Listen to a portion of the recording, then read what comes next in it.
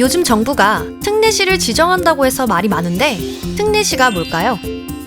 특례시란 현재의 지위를 유지하면서 광역시급의 행정적, 재정적 자치 권한을 부여받고 일반 시와 달리 특별한 지위를 갖게 되는 도시를 말해요.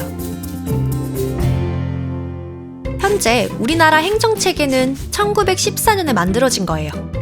시간이 지나면서 몸집은 커졌는데 옷은 옛날 그대로라 맞지 않게 된 거죠. 그래서 정부는 80년대부터 직할시를 지정하기 시작했어요. 부산, 대구, 인천, 광주, 대전, 울산이 광역시로 승격됐죠.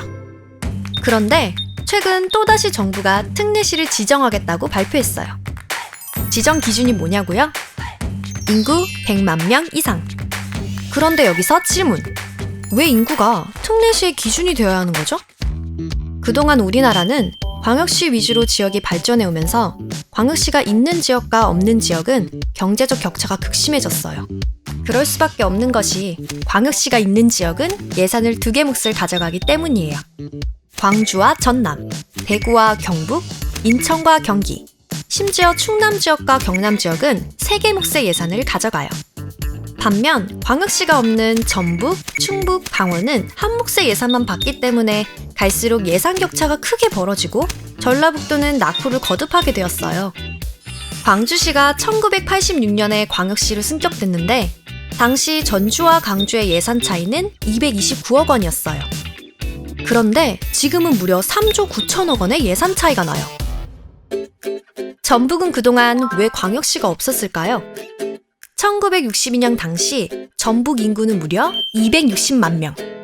전국 인구의 10%를 차지하던 경제와 문화의 중심지였어요. 그런데 국가주도 경제개발 5개년 계획이 시작되면서 구미는 화학, 전자, 부산은 석유, 화학, 울산은 자동차, 조선, 정유, 포항은 제철과 기계, 금속, 인천은 자동차, 제철, 금속, 대구는 기계, 화학산업지역으로 결정했어요. 그런데 전북은 섬유, 제지, 귀금속이었어요. 다른 지역은 수천억짜리 배 만들어서 팔 때 전북은 메리아스 팔고 다른 지역은 최첨단 반도체 팔 때 전북은 종이 팔고 귀걸이 팔았어요. 결국 전북 사람들은 더 좋은 일자리를 찾아 대도시로 떠나갔고 전북의 인구는 갈수록 줄어 지금은 180만을 턱걸이하고 있어요. 인구가 많다는 이유로 광역시가 되고 광역시라는 이유로 예산이 몰리는 악순환의 반복 속에서 전라북도에 설 자리는 없었어요. 참여정부에서 추진한 혁신도시도 전북은 한 몫만 받다 보니 규모도 기간도 적었어요. 이명박 정부의 개발 정책도 박근혜 정부의 창조경제도 마찬가지였어요.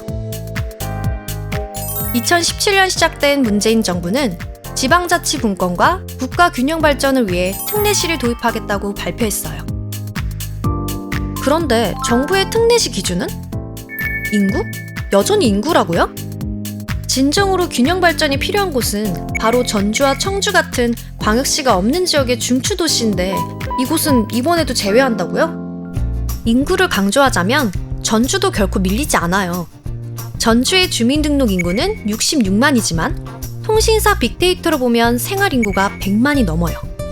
100만에 육박하는 행정서비스와 인프라가 필요하다는 이야기죠. 또 정책적으로도 전주는 중요한 기능을 하는 도시예요. 세종시는 인구가 30만, 서울시 인구는 1000만인데 왜 똑같은 특별시일까요? 맞아요. 인구가 적어도 국가정책에 중요한 기능을 하는 도시니까 특별시가 된 거죠. 그거 아세요? 전주에는 주요 결정을 하는 공공기관이 무려 264개나 있어요. 수원시보다 더 많고 광역시를 제외한 전국 226개 기초도시 중에서 가장 많은 도시예요. 전주시를 특례시로 지정해야 하는 이유가 또 하나 생긴 거죠. 사실 그동안 대선 공약까지 언급될 정도로 전주는 광역시가 될 기회가 몇 번 있었지만 번번이 탈락하는 아픔을 겪었어요. 지금 전주가 특례시를 쟁취하지 못한다면 25년 후에 똑같은 역사를 반복하고 있을지도 몰라요. 가장 한국적인 도시를 일궈낸 꽃신, 전주의 힘으로, 자랑스런 시민의 이름으로 이제 우리가 나서야 할 때예요. 특례시가 된다는 것은 더 큰 몫이 반드시 생긴다는 것. 도시의 위상이 높아지고 시민의 삶이 나아진다는 것이에요. 우리 아이들에게 당당한 미래를 물려줄 수 있는 절체절명의 시간. 전주 특례시를 위해 우리가 하나로 뭉쳐야 하는 이유입니다.